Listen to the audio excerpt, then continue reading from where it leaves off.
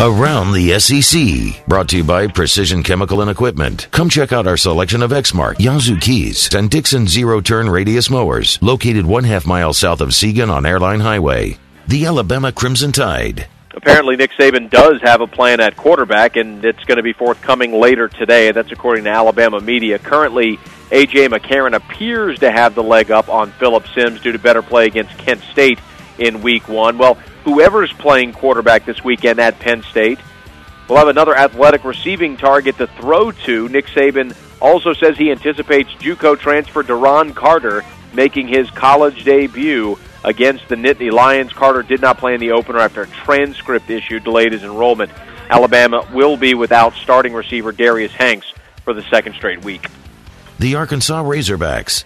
Arkansas Athletic Director Jeff Long said yesterday that the school was approached recently about joining the Big 12. Yeah, Long said the Razorbacks are content to remain in the SEC, though. Said, quote, "We are committed to the SEC. It's the strongest conference in the country and only going to get stronger," end quote. Long also said the SEC is prepared to move forward with 13 teams should A&M join. He also said discussions over a 14th team had not begun. Very interesting.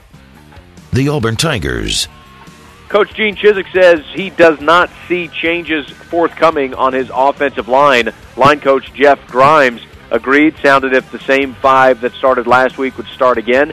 Said he's got no plans to move Brandon Mosley from left tackle to right tackle where he played last year. But Grimes' review of the first game, not very positive. He said, quote, "Not very good, not very good up front. Nobody did well for us to win the game in this league." Grimes said that Reese Dismukes, though the true freshman who started at center, did a good job of communicating. The Georgia Bulldogs. Speaking of offensive line play, Georgia's is going to have to get better. Mark Richt pointed to third down pass protection as Georgia's biggest breakdown in the loss to Boise State. Quote, our boys better get it going or Murray is going to be on his back. That's what made me the most mad. Aaron Murray was sacked 6 times, pressured another 10 times against Boise State. On the defensive side of the ball, Georgia starting nose guard Kwame Geathers unable to practice with the number 1 defense for a 3rd consecutive day. He suffered a neck sprain in the opener. Mark Richt did say he believes Geathers will be ready to play Saturday against South Carolina. The Kentucky Wildcats. Josh Clemens was the buzz player on the Kentucky roster of offensive players in their opener against Western Kentucky. True freshman running back, and really he was the only one. Sluggish day offensively in a 14-3 win, but he was Kentucky's leading rusher.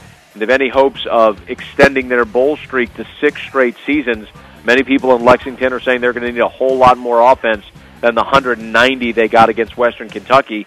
And Josh Clemens is the guy likely to make that happen. So keep an eye on that true freshman running back up in Lexington. The Tennessee Volunteers. Speaking of freshman running back, they're looking at one in Knoxville as well. Marlon Lane had 10 carries for 35 yards, 2 catches for 16, and 4 punt returns in their opener. Indicated that there might be plenty more touches as well for him coming in as Tennessee's second option behind starting tailback Torian Poole against Cincinnati this weekend. Derek Dooley said, quote, "He showed a lot of ability, and I think we all saw that. He got his first game under his feet, and hopefully we'll see him elevate a bit more this week." There you have it. That is around the SEC.